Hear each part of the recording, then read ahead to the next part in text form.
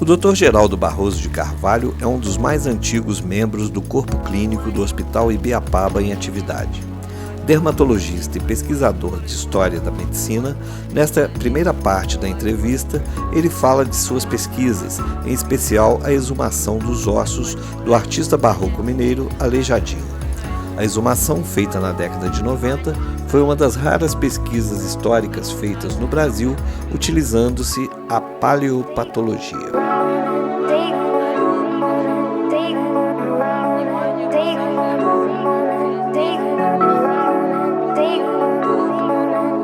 Olá, este é o Sala de Espera. O nosso convidado de hoje é o Dr. Geraldo Barroso de Carvalho, dermatologista, professor, pesquisador de História da Ciência e da Medicina e uma pessoa com uma vivência intensa na medicina brasileira dos últimos 50, 60 anos. Um dos decanos do nosso corpo clínico no Hospital Ibiapaba e alguém que tem muita história para contar. Doutor Geraldo, é um prazer recebê-lo na nossa sala de espera e eu gostaria de começar já pedindo ao senhor que fizesse, o senhor como historiador, conta um pouquinho da sua própria história para a gente. Antes de mais nada, bom dia. Eu que fico agradecido pelo convite, que me dá a oportunidade de dizer essas poucas coisas que você me inquire. Bem, eu estou em Barbacena desde 1965 e acho que hoje eu sou o decano, o mais velho praticante de medicina em Barbacena e acredito que eu seja um dos mais antigos dermatologistas de Minas Gerais. E há uma história de que ninguém gosta de ficar velho, não é verdade? Eu gosto, porque é a única maneira que eu encontrei de não morrer novo e ficando velho. E acho que não há outra maneira mesmo, né?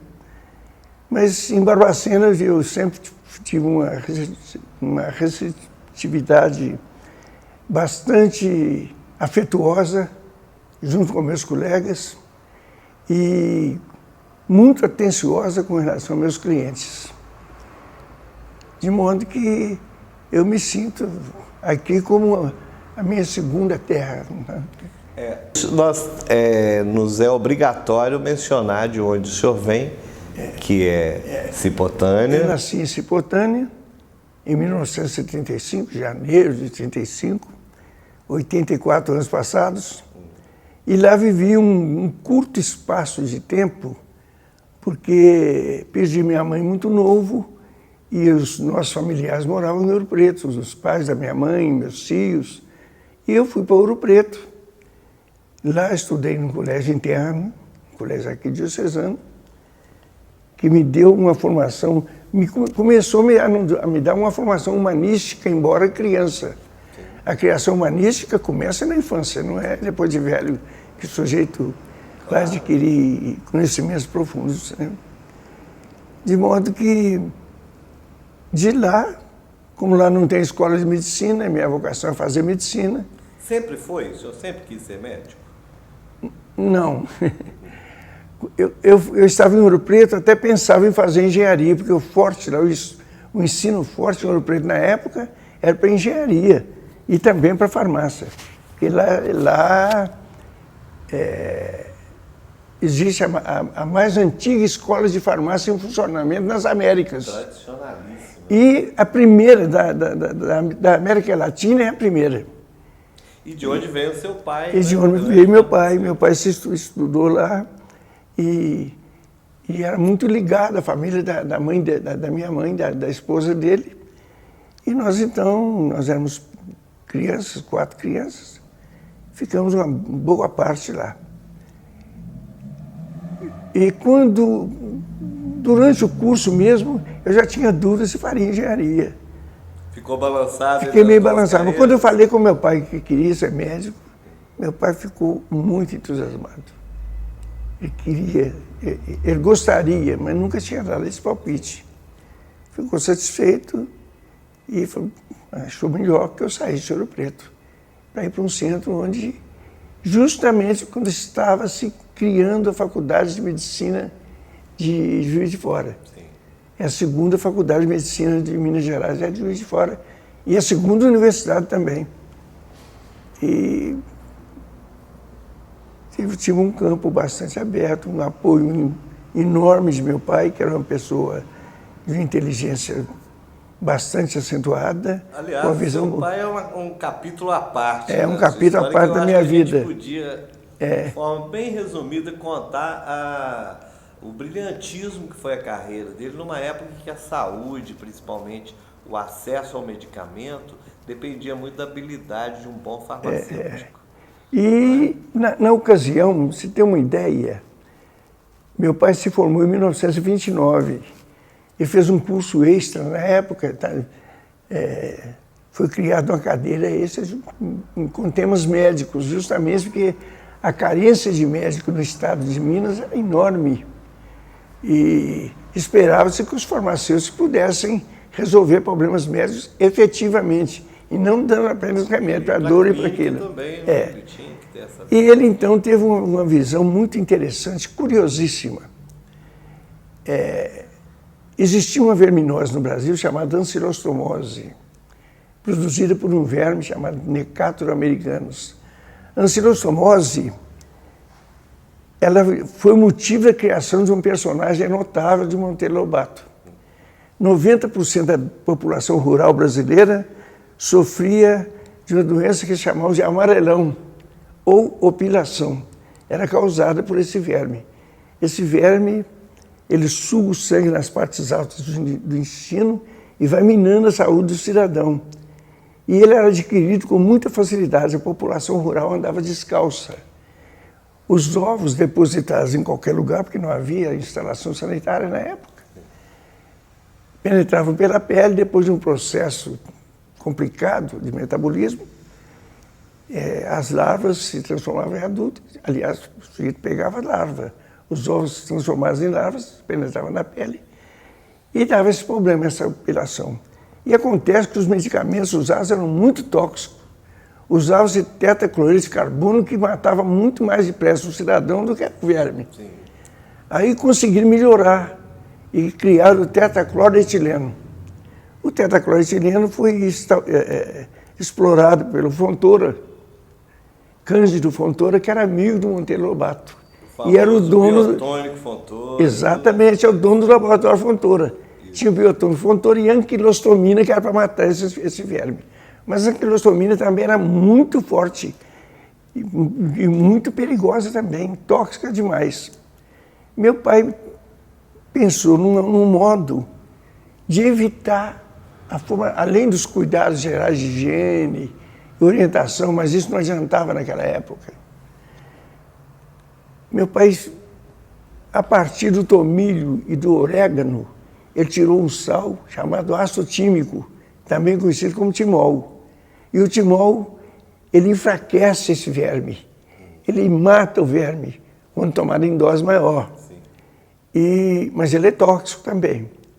Então, meu pai misturou outro tipo de substância que reforçava o efeito do timol, sem ter que tomar dose grande de timol, e um modo de regularizar o intestino do cidadão. O resultado foi o seguinte: o verme não se reproduzia. Então, mesmo que fosse infestado por esse verme, estabilizava e matava a maioria, né? Sim.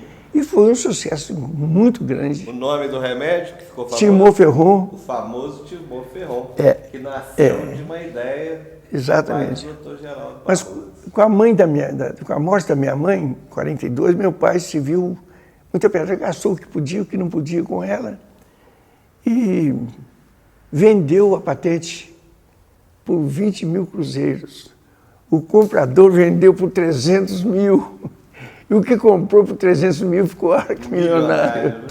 Bom, doutor Geraldo Barroso, conversar com o senhor, que é um pesquisador, além da sua própria carreira como médico, como clínico, existe um olhar que vai para além das questões clínicas e médicas, que é o entendimento da medicina também como um transcurso histórico, uma evolução, e isso para um pesquisador de história de uma forma geral, ter habilidades como o senhor tem e conhecimentos são valiosíssimos. E é inevitável que a gente toque num dos estudos talvez mais importantes que o senhor tenha, que é a questão do Aleijadinho, que tem tudo com a nossa cultura mineira e a cultura brasileira, e a pesquisa que o senhor fez para tentar identificar as doenças do mestre Aleijadinho, e que é algo que permeia a vida dele também, não é? Que já está no imaginário popular, a questão da lepra. Conta um pouquinho dessa história, de como foi esse trabalho que aproximou o senhor talvez de um dos personagens mais obscuros e ao mesmo tempo mais instigantes da história do Brasil. O caso é o seguinte: eu sempre me interessei pela história, por Aleijadinho, por causa das obras de arte de Ouro Preto. As obras da igreja São Francisco de Assis de Ouro Preto são notáveis. Começa pelo medalhão, pela própria projeção da igreja, ele fez o projeto da igreja. Você vê uma criatividade notável. Então eu já tinha uma admiração por morar naquela cidade e de admirar as obras do Aleijadinho de um modo geral.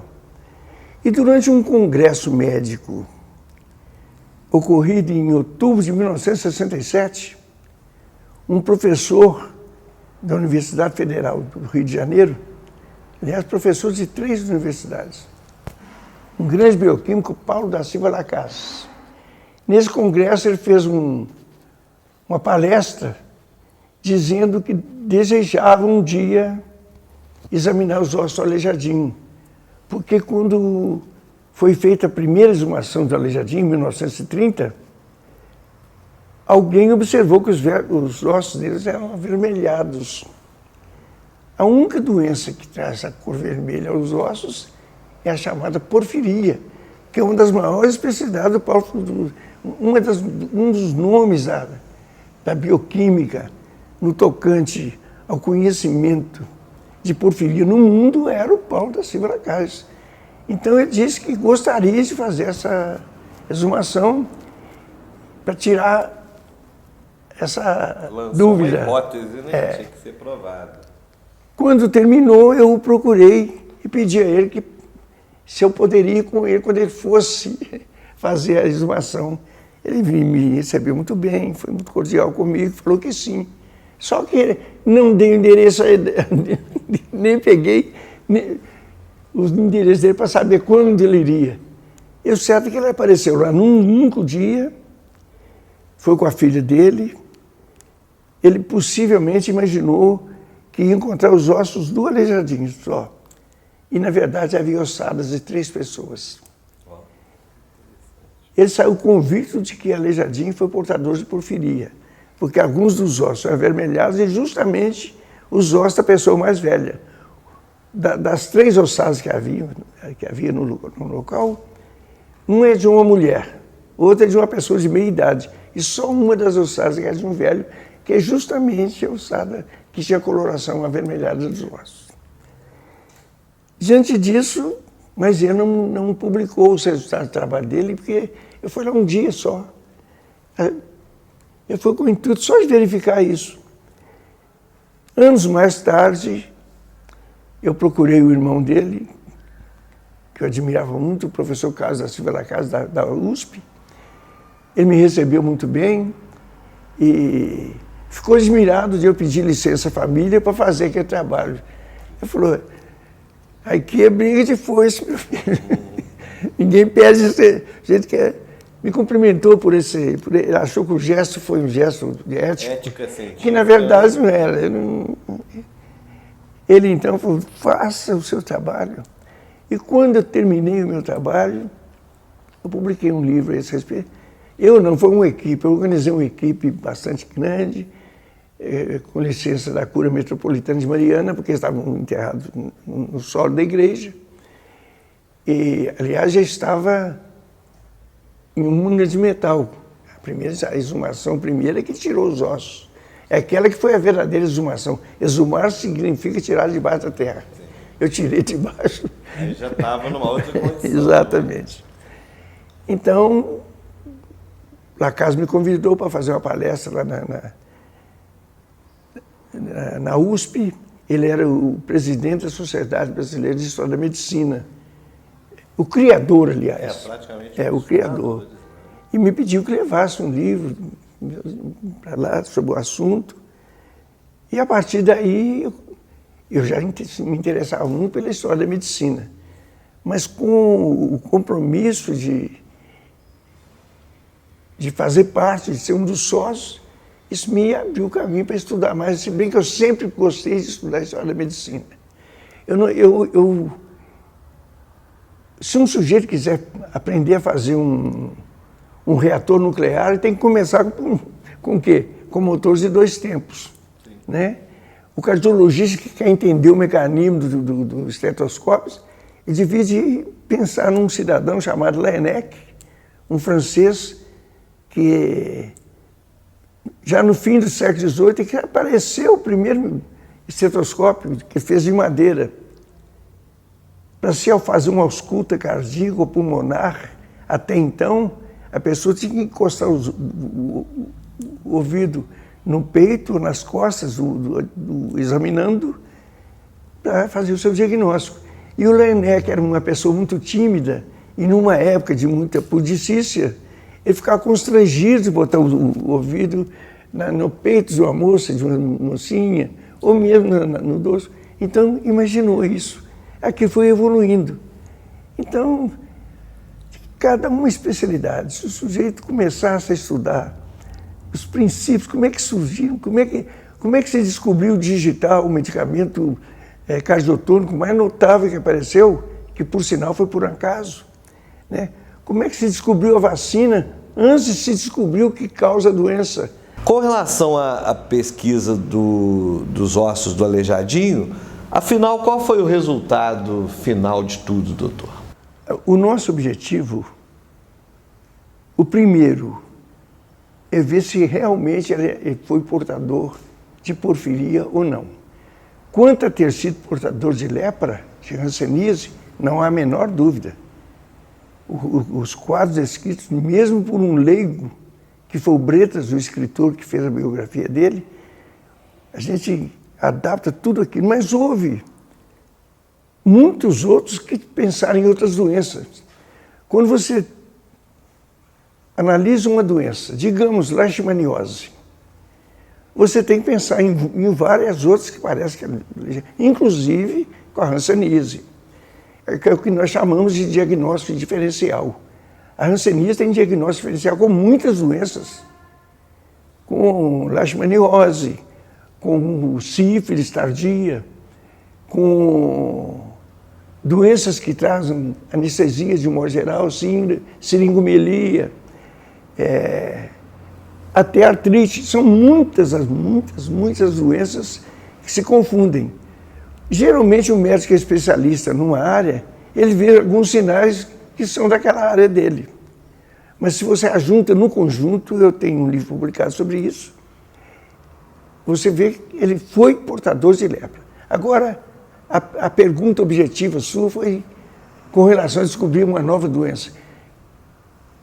Nós colhemos realmente, havia ossos de 3 corpos de uma mulher, de um cidadão de idade média, de meia idade,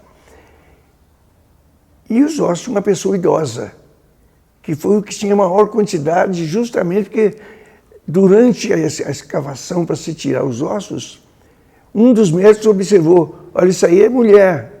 O outro falou, não, esse sujeito aí. Alguém, um leigo, falou, não, ele foi enterrado ao lado, no pé do cavaram um pouco mais adiante. Aí ele falou, é esse, viu pelo cabelo, o cabelo crespo. Falou, esse é que é o Aleijadinho. Então, a maior parte dos ossos que nós examinamos são realmente daquela pessoa. E realmente tem a cor mais avermelhada.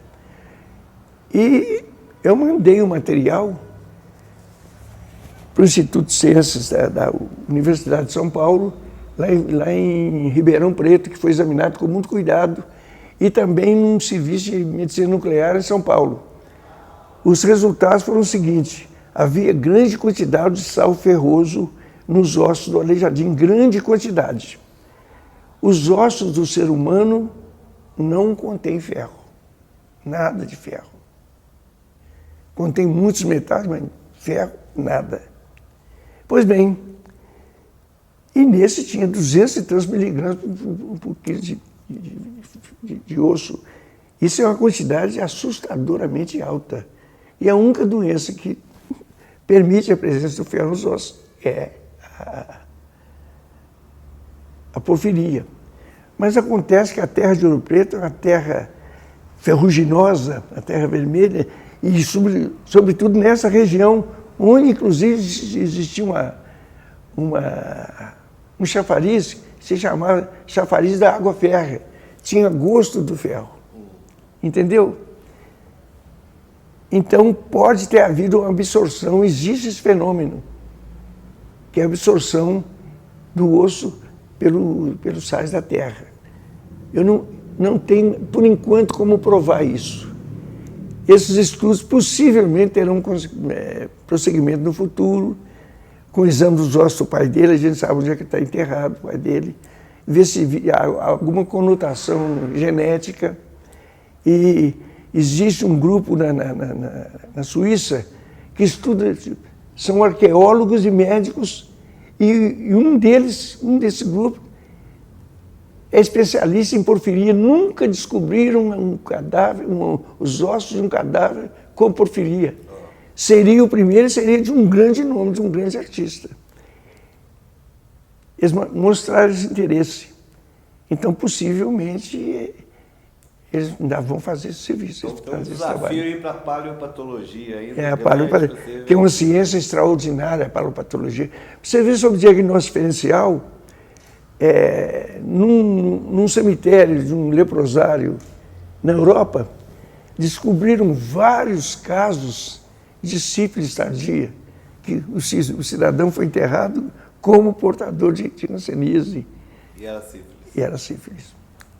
Muito bem. Doutor Geraldo, para encerrar então, eu queria agradecer a sua presença, sempre ilustrativa, instigante, porque o senhor tem a dizer muito mais do que, não que a parte clínica e científica seja menos interessante, mas quem tem o arcabouço de contar essas histórias como o senhor tem aí, esse conhecimento tão profundo aí, coloca a conversa ainda num plano mais instigante.